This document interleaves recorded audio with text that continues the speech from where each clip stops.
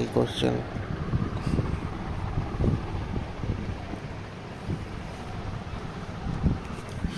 এই কোশ্চেনটা আমাদের দেখতে হবে।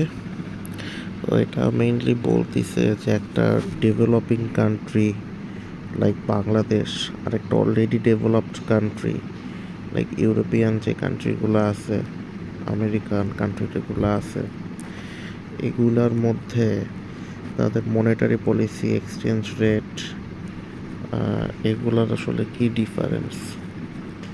তো মনিটারি পলিসি কি আমরা জানি যে আমাদের ওই টিনফ্লেশন এগুলা অ্যাডজাস্ট করার জন্য তোমার ব্যাংক রেট, ইন্টারেস্ট রেট কন্ট্রোলের জন্য বিভিন্ন ইনিশিয়েটিভ নেওয়া হয়।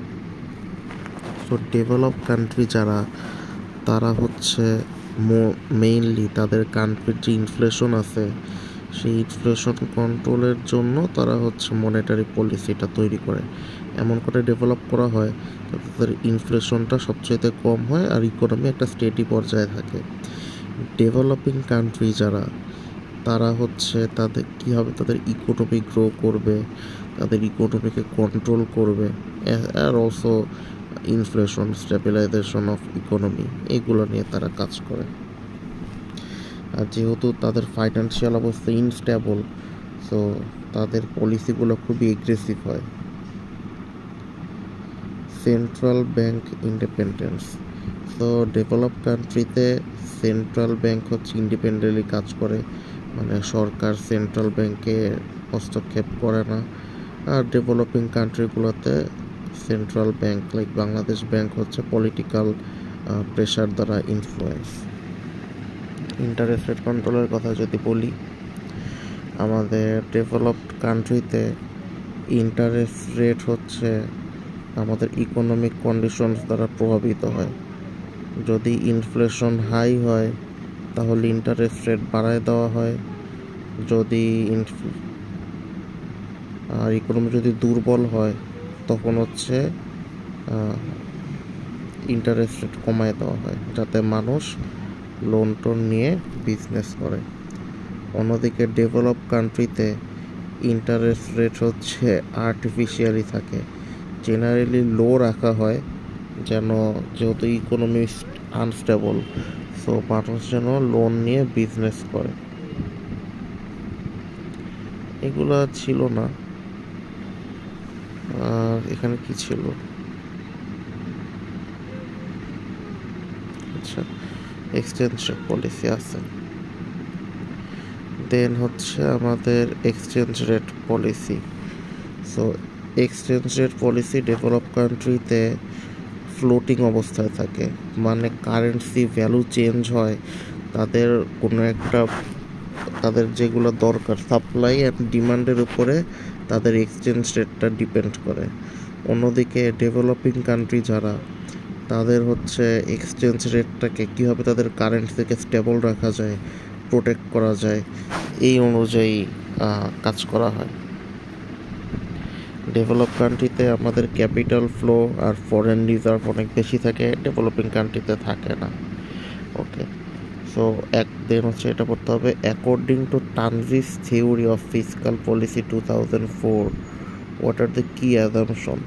এই টানজিস থিওরি কি বলে, আর এটা কি নর্মেটিভ নাকি পজিটিভ? পজিটিভ মানে ভালো, নর্মেটিভ মানে ভালো না খারাপও না। আর পাবলিক চয়েস নামে একটা ইউনিভার্সিটি, তারা হচ্ছে এই থিওরিটাকে রিজেক্ট করে কেন? তো প্রথমে আমরা দেখি টানজিস থিওরি কি বলে। টানজিস থিওরি আমাদেরকে বলে যে একটা মার্কেটে গভর্নমেন্টের রোল থাকার কথা, মানে গভর্নমেন্ট হচ্ছে ইফেক্টিভলি ইকোনমি কন্ট্রোল করবে ট্যাক্সেশন আর স্পেন্ডিংয়ের মাধ্যমে। মার্কেট ফেইলার্সে বলা হচ্ছে মার্কেট একা একা হচ্ছে তাদের ইকোনমিক স্টেবল করতে পারবে না, তাদের গভর্নমেন্ট ইন্টারভেনশনের দরকার। ফিসকাল পলিসি ইফেক্টিভনেসে বলা হচ্ছে taxation and government spending can influence economic growth, inflation and employment. মানে ট্যাক্সেশন আর আমাদের গভর্নমেন্টের যে স্পেন্ডিং, এগুলো হচ্ছে আমাদের ইকোনমিক গ্রোথ, ইনফ্লেশন, এমপ্লয়মেন্ট এগুলো বেটার করতে পারে। লং টার্ম সাস্টেনেবিলিটি বলা হচ্ছে ফিসকাল পলিসি আমাদের লং টার্ম গোলের জন্য তৈরি করা উচিত। থিওরিটাকে নর্মেটিভ কেন বলা হচ্ছে? So normative because it suggests how fiscal policy should be used to manage the economy rather than explaining how it works. তো আমাদেরকে ফিসকাল পলিসি ইউজ করতে হবে যাতে আমরা ইকোনমি ম্যানেজ করতে পারি, এই জন্য এটাকে আমাদের নর্মেটিভ বলা হচ্ছে। তো পাবলিক স্কুল, চয়েস স্কুল এটাকে কেন রিজেক্ট করে? রিজেক্ট করার রিজন হচ্ছে গভর্নমেন্ট হচ্ছে ইকোনমির বেটারমেন্ট চায় না, তারা হচ্ছে তাদের যেই পলিটিক্যাল এজেন্ডা থাকে তারা সেটাকে ফুলফিল করতে চায়। এই জন্য পাবলিক চয়েস বলতে গভর্নমেন্ট তো চায় না আপনার হেল্প করতে, তো এই থিওরি আমরা নিব না, এই কথা বলে রিজেক্ট করে দিছে। সি নাম্বার পড়তে হবে না, ডি নাম্বারও পড়তে হবে না, E number. So what is elasticity of tax yield? What are the factors that affect the elasticity of any particular tax? So elasticity of tax yield হচ্ছে এটা দেখে যে আমাদের গভর্নমেন্টের ট্যাক্সের যে রেভিনিউ ওইটা আমাদের যে ন্যাশনাল জিডিপি ওইটার সাথে কতখানি অ্যাফেকশন হচ্ছে। তো আমাদের এটা দেখানো হয় যে আমাদের ইকোনমিক গ্রোথের সাথে আমাদের ট্যাক্সের সম্পর্কটা কীরকম। সো ট্যাক্স রেভিনিউ, ট্যাক্স থেকে আমরা যে আর্নিং করে গভর্নমেন্ট, সেটা যদি জিডিপি থেকে বেশি হয় তার মানে ট্যাক্স ইলাস্টিক। আর রেভিনিউ যদি জিডিপি থেকে কম থাকে, মানে ট্যাক্সের রেভিনিউ যদি জিডিপি থেকে কম থাকে তখন সেটাকে আমরা ইনইলাস্টিক বলি। সো কী কারণে ট্যাক্স ইলাস্টিসিটি এফেক্টেড হয়? ফার্স্ট অফ অল হচ্ছে ট্যাক্স বেস এক্সপ্যানশন। যদি ট্যাক্সেশন সিস্টেম আমাদের আরও অনেক বেশি প্রোডাক্ট, সার্ভিস আর মানুষকে রিচ করতে পারে তখন সেটা আমাদের ইলাস্টিক। ট্যাক্স রেট স্ট্রাকচারে বলা হচ্ছে প্রোগ্রেসিভ, মানে যারা হাই ইনকাম করবে তারা যদি হাই রেট পে করে তাহলে এটা ইলাস্টিক বেশি হবে। ইনফ্লেশন অ্যাডজাস্টমেন্টে বলা হচ্ছে যে ট্যাক্স হচ্ছে ইনফ্লেশন অ্যাডজাস্টের জন্য যদি করা হয় তাহলে সেটা ইলাস্টিক। ইকোনমিক গ্রোথের ক্ষেত্রে বলা হচ্ছে গ্রোয়িং ইকোনমিতে ইলাস্টিক ট্যাক্স হচ্ছে অলরেডি সবসময় বেটার রেভিনিউ জেনারেট করে। ইভার্সন অ্যান্ড অ্যাভয়েডেন্সে বলা হচ্ছে যে ট্যাক্স ফাঁকি দেওয়া হচ্ছে ট্যাক্সকে লেস ইফেক্টিভ করে দেয়। আর অ্যাডমিনিস্ট্রেটিভ এফিসিয়েন্সি বলতেছে আমাদের ট্যাক্সেশন সিস্টেম যদি অনেক বেশি ফ্রেন্ডলি হয় তখন আমাদের ট্যাক্স রেভিনিউ বেড়ে যায়। এফ পড়তে হবে না, জি পড়তে হবে না।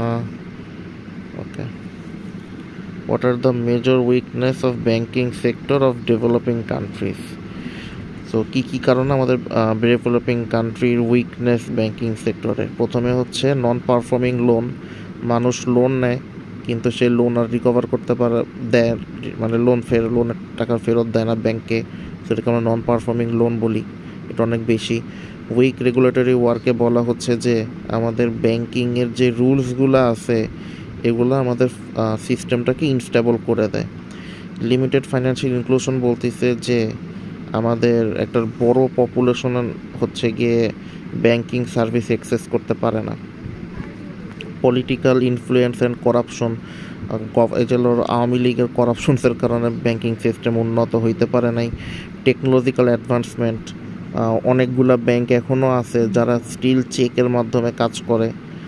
ওই তোমার একদম আমরা চাইলে মোবাইল ব্যাংকিং করতে পারি না। তো টেকনোলজিক্যাল অ্যাডভান্সমেন্টের কারণেও ব্যাংকিং সেক্টর পিছায় যাচ্ছে। লো ক্যাপিটাল রিজার্ভ, ব্যাংকের হচ্ছে নিজস্ব ক্যাপিটাল অনেক কম থাকে যার কারণে তাদের ডেপ্ট ফাইন্যান্সিং বেশি হয়। সো ব্যাংকের হচ্ছে দেউলে হয়ে যাওয়ার চান্স অনেক বেশি। এরপরে হচ্ছে হাই ইন্টারেস্ট রেটস পেড, তারা হচ্ছে অনেক বেশি ইন্টারেস্ট চার্জ করে লোন দেওয়ার ক্ষেত্রে। কারেন্সি অ্যান্ড এক্সচেঞ্জ রেট রিস্কে বলা হচ্ছে যে যেহেতু উইক ফাইন্যান্সিয়াল সিস্টেম ডেভেলপিং কান্ট্রিতে, তো আমাদের কারেন্সি বা এক্সচেঞ্জ রেট অনেক বেশি ফ্লাকচুয়েট হয়, যেটাও আমাদের ব্যাংকের জন্য ক্ষতিকর। ইনএফিশিয়েন্ট লোন রিকভারি মেকানিজম, তারা যে লোন রিকভার করে সেটা তারা ঠিকভাবে করতে পারে না, মানে এফিশিয়েন্ট না, তো এর কারণে আমাদের ব্যাংকের অবস্থা খারাপ হয়ে যায়। আর লিমিটেড ইন্টারন্যাশনাল কম্পিটিটিভনেস। যেহেতু ডেভেলপিং কান্ট্রি, তারা শুধুমাত্র দেশেই সার্ভিস প্রোভাইড করে, বিদেশে করে না। কিন্তু যেগুলো বড় বড় কান্ট্রি লাইক চায়নার HSBC আছে, দেন কমার্শিয়াল ব্যাংক অফ সেলন আছে, তারা কিন্তু ইন্টারন্যাশনালি ব্যাংকিং সার্ভিস প্রোভাইড করতেছে। সো ওদের কম্পিটিটিভনেস আছে। যেহেতু বাংলাদেশি বা ডেভেলপিং কান্ট্রিগুলোর ওরকম বাইরে যাইতে পারতেছে না, ওরকম কম্পিটিটিভনেস নাই, ওর কারণে ব্যাংকও এরকম ডেভেলপ হইতে পারতেছে না। দেন আই পড়ারও দরকার নাই।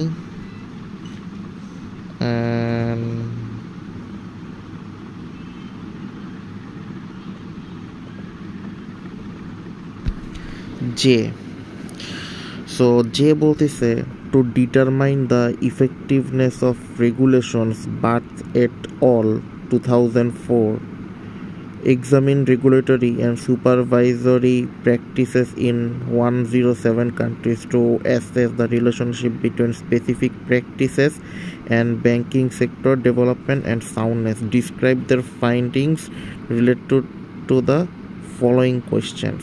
এটা আমাদের মুখস্থ করতে হবে। সো আমাদের কি বলতেছে, আমাদের রেগুলেশনস যেটা হচ্ছে সুপারভাইজারি প্র্যাকটিসের জন্য 107টা কান্ট্রিতে ইউজ হয়, মানে ব্যাংকিং সেক্টরের হেলদিনেসের জন্য বা সাউন্ডনেসের জন্য, ওই যে প্র্যাকটিস যেটাকে আমরা যে বার্থ এট অল 2004 বলতেছি, ওটার যে ফাইন্ডিংস, ওইটার উপর ভিত্তি করে আমাদেরকে নিচের অ্যান্সারগুলো দিতে হবে। Should banks B prevented from providing other financial service? ব্যাংকের মেইন কাজ কি? ডিপোজিট নেওয়া, লোন দেওয়া, এটাই তো ব্যাংকের মেইন কাজ। কিন্তু তারা কি চাইলে অন্যান্য সার্ভিস দিতে পারবে কি না? তাদেরকে এটা করতে দেওয়া উচিত কি না? হ্যাঁ, তাদেরকে এটা করতে দেওয়া উচিত, কারণ তারা এটার মাধ্যমে তাদের রেভিনিউ জেনারেট করতে পারবে আরও, আর ব্যাংকের সিস্টেমটাও স্টেবল হবে। সো যেরকম ব্যাংক চাইলে insurance service, exchange rate service, তারপরে টেন্ডার খোলার কাজ, এগুলো কাজ করতে দেওয়া উচিত। তাহলে আমাদেরকে কী দাঁড়াচ্ছে, ব্যাংককে আমাদেরকে প্রিভেন্ট করা উচিত না অন্যান্য ফাইন্যান্সিয়াল সার্ভিস প্রোভাইডার থেকে। Should entry into the banking system be controlled by barriers? হ্যাঁ, কন্ট্রোল করা উচিত, কারণ যদি ব্যাংকিং সেক্টরে যদি আমরা কন্ট্রোল না করি, তাহলে দেখা যাবে উল্টাপাল্টা মানুষ ব্যাংক খুলে মানুষের টাকা নিয়ে ভেঙে গেছে। তো এই কারণে আমাদের ব্যাংকিং সিস্টেমে ব্যারিয়ার দিয়ে কন্ট্রোল করা উচিত। Do regulatory capital requirements enhance the stability of bank? হ্যাঁ, রেগুলেটরি ক্যাপিটাল রিকোয়ারমেন্ট মানে হচ্ছে একটা ব্যাংকে যেই পরিমাণ টাকা তো রিজার্ভে রাখতে হয়, তো এইটা যে সবসময় ব্যাংকে স্টেবল করে ওই রকমও না। কারণ আমার দেখা যাচ্ছে টাকা থাকলে ভালো, বাট না থাকলেও তো আমি আরেক ব্যাংক থেকে লোন নিতে পারতেছি। তো এটা খুব একটা প্যারা দেয় না। Do deposit insurance schemes enhance the stability of banks? না। ডিপোজিট ইন্স্যুরেন্স কি? আমার কাছে যারা ডিপোজিট রাখতেছে, আমি যদি সেইটা যদি দেউলিয়া হয়ে যাই, আমি তো টাকা দিতে পারবো না। এই জন্য ডিপোজিটররা কী করে, ইন্স্যুরেন্স নেয়, তাদের ডিপোজিটের টাকা যদি ডিফল্ট হয়ে যায়, তারা যেন ইন্স্যুরেন্স কোম্পানির কাছ থেকে টাকা ক্লেম করতে পারে। সো এইটা কি আমাদের ব্যাংকের সিস্টেমে স্টেবিলিটি আনে কি না? মানে সবসময় আনে না, ইনডিরেক্টলি কিছুটা আনে, কারণ মানুষ হচ্ছে তখন ডিপোজিট রাখতে ভরসা পায়, তখন মানুষ ব্যাংকে টাকা বেশি রাখে। সো এইটা হচ্ছে আমাদের স্টেবিলিটি অফ ব্যাংক কিছুটা হেল্প করে, বাট সিগনিফিক্যান্ট বা খুব একটা বেশি না। ওকে, এরপরে what is the relationship between defined specific powers of regulations and supervisors and bank performance and stability? So এখানে বলতেছে যে রেগুলেশনসে কম পাওয়ার বা বেশি পাওয়ার থাকার কারণে ব্যাংকিং পারফরমেন্স বা স্টেবিলিটিতে কী ধরনের প্রভাব পড়ে। সো রেগুলেটরি বডি যদি মোর পাওয়ার হোল্ড করে, তার মানে ব্যাংকে অনেক বেশি রুলস রেগুলেশনসের মধ্যে রাখা হচ্ছে, তাহলে ব্যাংক স্টেবল পারফরমেন্স দিবে। কিন্তু যদি আবার খুব বেশি কন্ট্রোল করে ফেলা হয় যে না এটা করবেন না, ওইটা করবেন না, তখন কিন্তু সেইটা আবার ইনএফিশিয়েন্ট বা করাপ্টেড হয়ে যাইতে পারে। সো আমাদেরকে এমন একটা অ্যাপ্রোচ নেওয়া উচিত যেটা ব্যাংকের জন্য বেস্ট। দেন বলা হচ্ছে, does regulations that encourage private sector monitoring of banks enhance performance and stability? মানে যেই রুলস আর রেগুলেশনস আমাদের প্রাইভেট ব্যাংকগুলোকে মনিটর করে এবং তাদের পারফরমেন্স ইনহ্যান্সে কাজ করে, এগুলোকে ব্যাংকে স্টেবল করে কিনা? হ্যাঁ, করে। কারণ যখন প্রাইভেট সেক্টরগুলা ব্যাংককে দেখতে পারতেছে যে আসলে কোন ব্যাংক কীরকম কাজ করতেছে, তারা যখন ব্যাংকে রেট করতে পারতেছে যে না ওই ব্যাংক তো বেশি ভালো কাজ করে, এই ব্যাংক তো আরও বেশি ভালো কাজ করে, তখন কিন্তু দেখা যাচ্ছে যে এটা আমাদের ব্যাংকের পারফরমেন্সকে একটা ইফেক্ট ফেলায়, মানে আমাদের গুডউইলের মতো। Does government ownership of banks enhance performance and stability? না, গভর্নমেন্টের কাছে গভর্নমেন্ট ব্যাংক থাকুক বা না থাকুক, এইটার সাথে হচ্ছে আমাদের প্রাইভেট ব্যাংক বা অন্যান্য ব্যাংক, কমার্শিয়াল ব্যাংক বা যে ধরনের যত ব্যাংক আছে ওগুলো পারফরমেন্স অ্যান্ড স্টেবিলিটি ডিপেন্ড করে না। লাইক 6টা বাংলাদেশে সরকারি ব্যাংক আছে, এটার কারণে কী হইতেছে বেসরকারি ব্যাংকগুলোতে? কিছুই না। সো এটা আমাদের কোনো পারফরমেন্স বা স্টেবিলিটিতে কোনো ইফেক্ট ফেলাইতেছে না।